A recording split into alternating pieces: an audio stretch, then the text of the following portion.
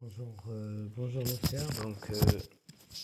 Je vais essayer quand même d'approfondir vos connaissances. Là, je vais vous donner l'essentiel d'un très très bon livre en marketing intitulé Mercateur. Je vais parler maintenant de la stratégie, plan et organisation marketing. Ce chapitre est composé de 6 sections.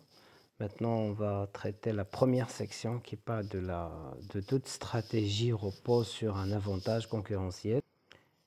Bien sûr, il faut définir stratégie par rapport à la politique et par rapport au plan, parce que dans le domaine du management, ils sont souvent utilisés pour dire la même chose, mais c'est quand même un peu compliqué, donc on va essayer de les définir séparément. Pour stratégie et la définition d'orientation claire et réaliste d'un ensemble d'actions pour atteindre à moyen et long terme un but face à des adversaires désignés. Je reprends. Une stratégie et la définition d'orientation claire et réaliste d'un ensemble d'actions pour atteindre à moyen et long terme un but face à des adversaires désignés. Toute stratégie est caractérisée par ces éléments. Une stratégie est une vision conduisant à des choix significatifs pour atteindre un but. Par exemple, l'entreprise décide soit d'une croissance, d'une politique de croissance interne ou bien d'une politique de croissance en externe. Également, la deuxième caractéristique, c'est une stratégie se pense et se met en œuvre contre des adversaires.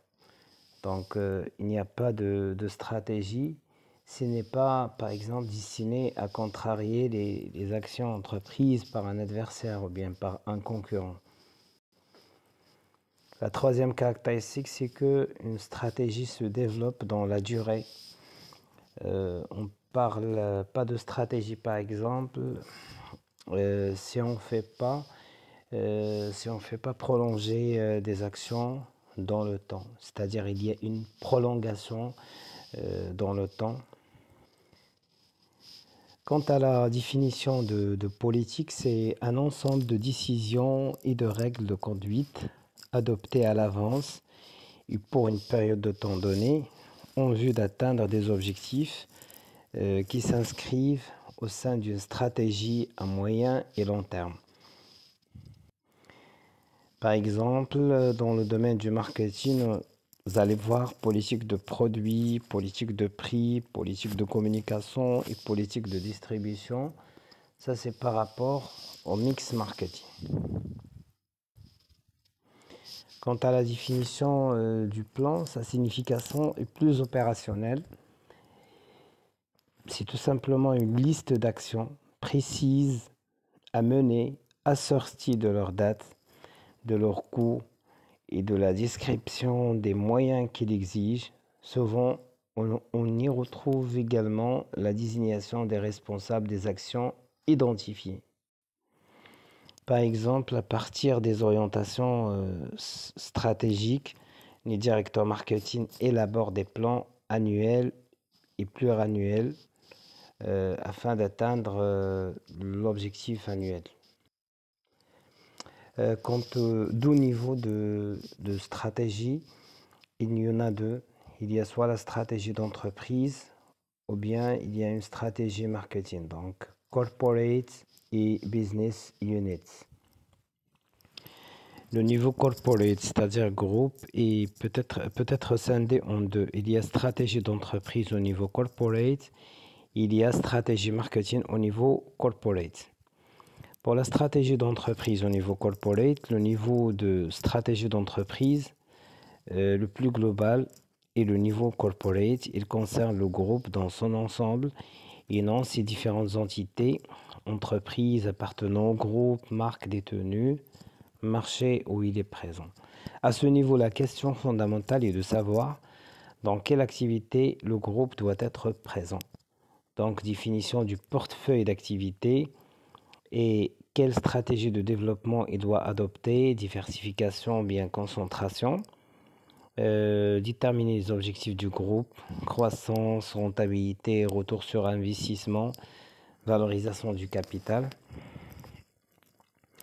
Pour la stratégie marketing au niveau corporate, le marketing joue un rôle très variable.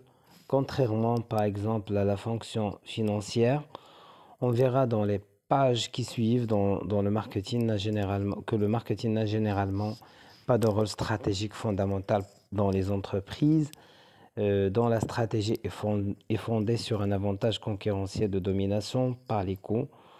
En revanche, la dimension stratégique du marketing devient majeure dans les entreprises ayant opté pour une stratégie de différenciation de l'offre qu'ils proposent à leur marché. Pour le deuxième niveau du domaine d'activité, Business Unit, la stratégie d'entreprise au niveau du domaine d'activité Business Unit, le niveau de domaine d'activité appelé aussi segment stratégique ou bien Business Unit concerne généralement un marché particulier au sein d'un groupe. Une Business Unit prend souvent la forme organisationnelle d'une entreprise. Le concept de Strategic Business Unit fut développé par McKinsey, c'est un cabinet de conseil, et General Electric à la fin des années 1960 afin de permettre aux grands groupes diversifiés de clarifier leur stratégie. Chaque secteur d'activité est dirigé de façon autonome. Même si par exemple l'entreprise possède plusieurs filières, chaque filière a sa propre stratégie.